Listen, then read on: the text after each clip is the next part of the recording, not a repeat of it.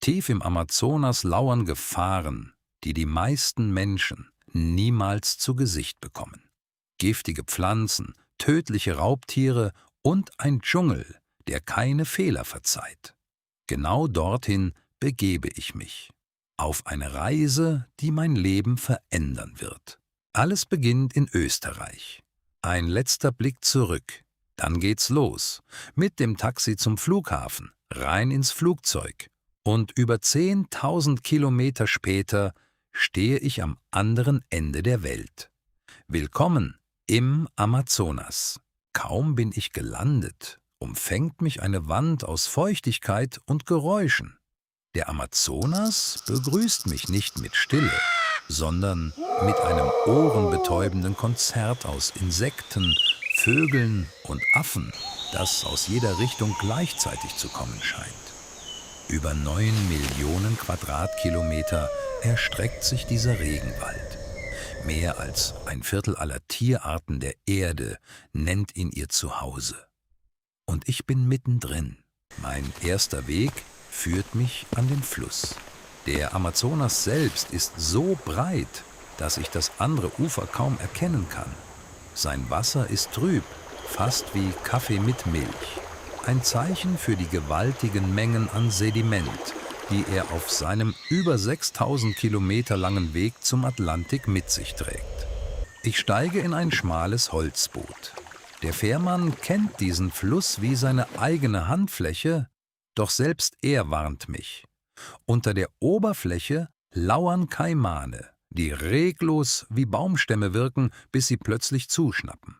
Und irgendwo in diesen Gewässern schwimmen auch Piranhas, meist harmlos für den Menschen, aber in Gruppen und bei Blut im Wasser eine Gefahr, die man nicht unterschätzen sollte.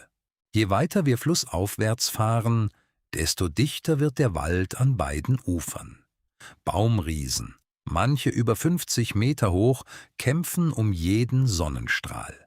Lianen hängen wie Vorhänge zwischen den Ästen und aus dem Blätterdach schallt der Ruf der Brüllaffen. Eines der lautesten Tiergeräusche überhaupt, kilometerweit hörbar. Es klingt, als würde der Dschungel selbst mich vor etwas warnen. Am Ufer verlasse ich das Boot, um zu Fuß tiefer in den Regenwald vorzudringen. Schon nach wenigen Schritten wird klar, hier ist nichts, wie es scheint. Ein harmlos aussehender Frosch kann tödliches Gift auf seiner Haut tragen. Ein Ast, der sich bewegt, entpuppt sich als grüne Baumbohr, geschickt getarnt zwischen den Blättern.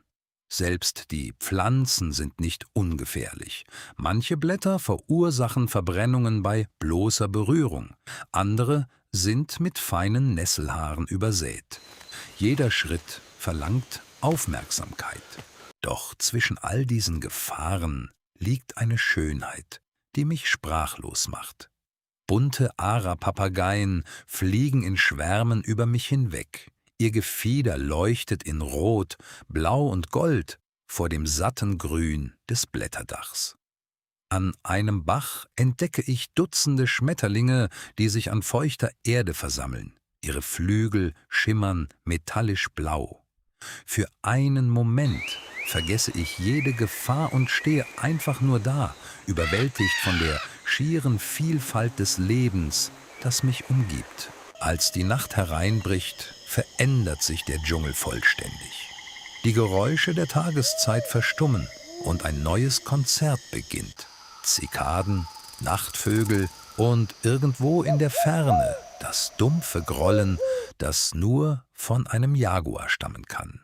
Er ist der König dieses Waldes, ein Raubtier, das lautlos durch das Unterholz gleitet und selbst erfahrene Geiz auf Abstand hält.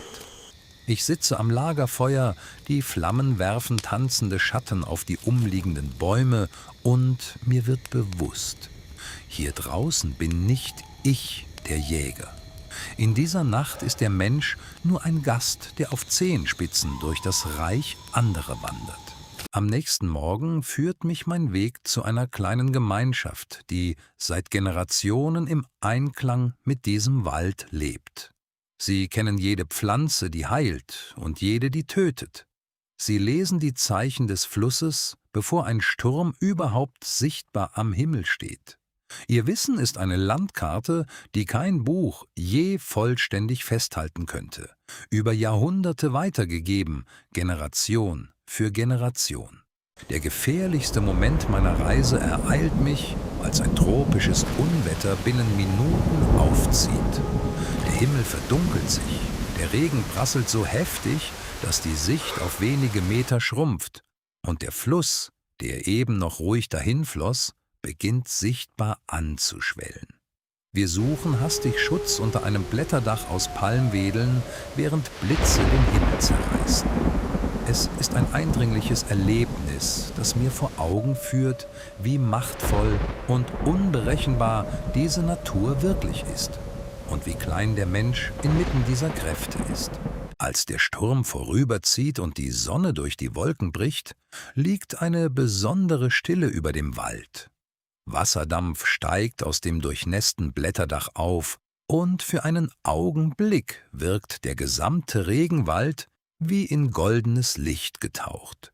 Von einem erhöhten Aussichtspunkt aus überblicke ich das endlose grüne Meer aus Baumkronen, das sich bis zum Horizont erstreckt. Ein Anblick, der mir in diesem Moment jede Anstrengung, jede Angst und jede durchwachte Nacht wert erscheint.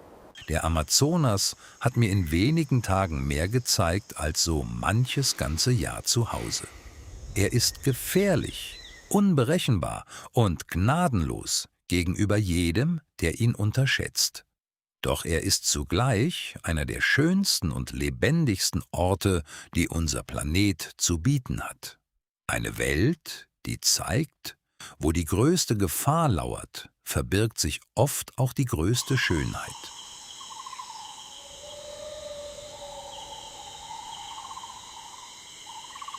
Folge Wissen X für mehr spannende Fakten.